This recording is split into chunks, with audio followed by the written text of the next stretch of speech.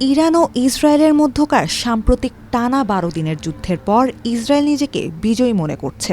এই যুদ্ধে ইরানের একাধিক সামরিক কমান্ডার নিহত হয়েছেন, দুর্বল হয়ে পড়েছে প্রতিরক্ষা ব্যবস্থা। পাশাপাশি ইরানের ফরদোর পারমাণবিক স্থাপনায় হামলায় ইসরায়েলকে সহায়তা করেছে যুক্তরাষ্ট্র।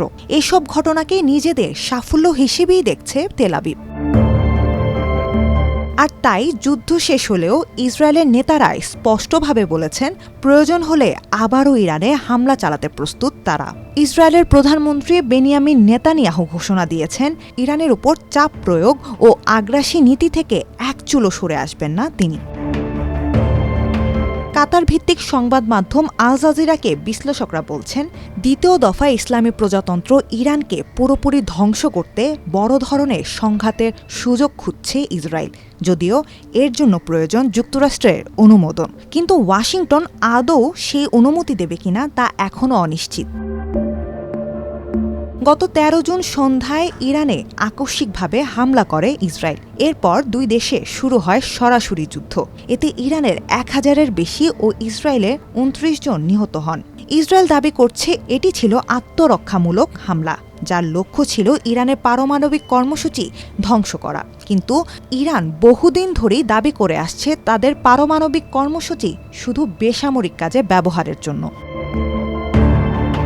ইসরায়েল দাবি করছে তারা শুধু পারমাণবিক স্থাপনাগুলো লক্ষ্য করেছিল, তবে বাস্তবে তারা ইরানের উচ্চপদস্থ সরকারি ও সামরিক কর্মকর্তাদের হত্যা করেছে।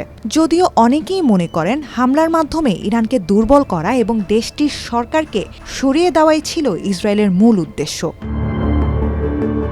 চলতি সপ্তাহের শুরুতে আল জাজিরাকে দেওয়া এক সাক্ষাৎকারে ইরানের প্রেসিডেন্ট মাসুদ পেজেশকিয়ান আশঙ্কা প্রকাশ করে বলেন, এই যুদ্ধবিরতি দীর্ঘস্থায়ী হবে কিনা তা আমি নিশ্চিত নই, কিন্তু ইসরায়েলের যে কোনো নতুন আগ্রাসনের জবাব দিতে ইরান সম্পূর্ণ প্রস্তুত এবং আমাদের সশস্ত্র বাহিনী আবারও ইসরায়েলের ভেতরে আঘাত হানতে সক্ষম।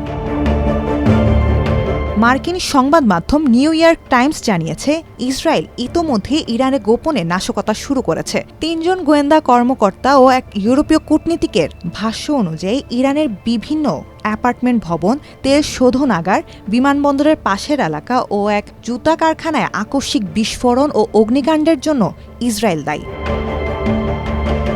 বিশেষজ্ঞরা মনে করছেন, ইসরায়েল ইরানকে সিরিয়া বা লেবাননের মতো বানাতে চায়, যেখানে তারা যখন খুশি তখন হামলা চালাতে পারে।